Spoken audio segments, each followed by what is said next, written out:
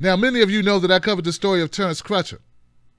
Terence Crutcher, the man who was unarmed, who was shot outside of his vehicle when it stalled on the highway, when an officer who came by who was going on a domestic violence call decided to see what the goings-ons were. What culminated from this, not even a traffic stop because he was never pulled over, but what culminated from this meeting with this deputy resulted in the loss of life. I told many people, you can go check my resume. When I did the video originally, when I did a follow-up to the original video, when Officer Betty Shelby started speaking, I think she did a 60-minute episode, I told everyone, I said, she'll walk. I knew she would walk, and she did walk.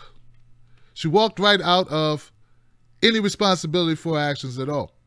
I knew this because it was the same talking points that I've heard so many times before. I was afraid. I was scared for my life. He left me no choice. Why you make me shoot you like that? We hear that all the time, guys. So hearing it again is redundant. It's trite, but it should not be surprising. It always frustrates me when someone, in this case someone's, because there was several officers on the scene, feel so threatened by one person.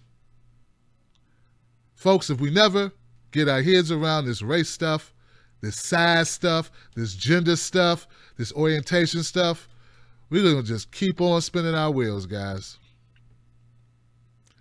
And yes, I know all the talk about if he woulda, if he woulda. You know what? When someone is killed who didn't have a gun, who wasn't committing a crime, if you somehow make that okay with yourself, I don't know if there's any talking to you to be done. I would like to say it doesn't matter what color Terence Crutcher was. But he was a color, and we have a problem with color in this country. It affects us all, black, white, Latino, Native American, Asian, doesn't matter. I don't see how you say there was no evidence to get a conviction of any sort in this case. Was he reaching for a gun? No, he wasn't. Obviously, he had no gun. Did he do anything violent? No. He just didn't listen well. Should he have been high? Probably not. Probably illegal. At least as much as he had, obviously, I guess. I don't know what the toxicology report comes back, so let me take that back because I don't know. But being high or being drunk or not listening too well, when you're not posing a threat and when you don't have a weapon, should not be a reason to lose your life. It just shouldn't.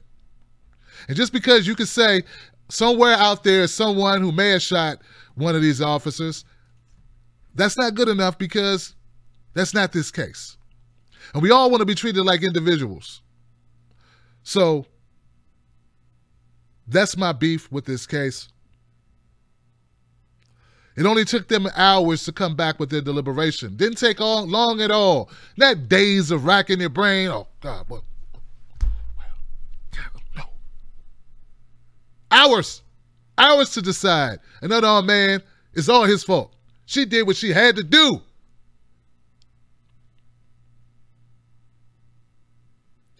Crutcher's father, Joseph, said, "Let it be known that I believe in my heart that Betty Shelby got away with murder."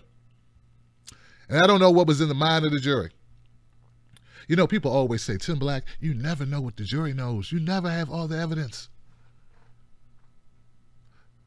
You know, I would feel the same way regardless of who gets shot in a case like this.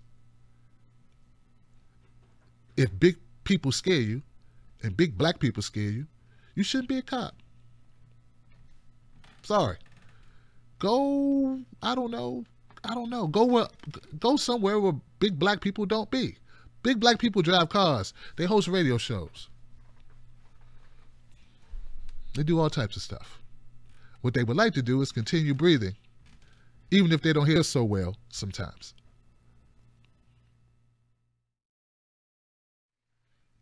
Big white guys get shot too, Tim. I know, and I don't want you to get shot either, man. Not unless you scaring somebody to death by coming at them with a knife or a gun and shooting at them. Same thing. Same thing to my Asian brothers. My native brothers, you get a little weight on you, get a little height on you. I want you shot just because you big. Always somebody scared of you. Always somebody going, I'm scared, I'm scared, I'm scared. All right. I'm scared. Let's go sit down. Got a bulletproof vest and a lot of rounds. And backup. What are you scared of? I'm scared. You the one with the gun and all them. I'm by myself. You scared? But shit. This is horrible. Because I'm scared. You scared. We both scared. And I know who's going to end up hurt in this situation. All right.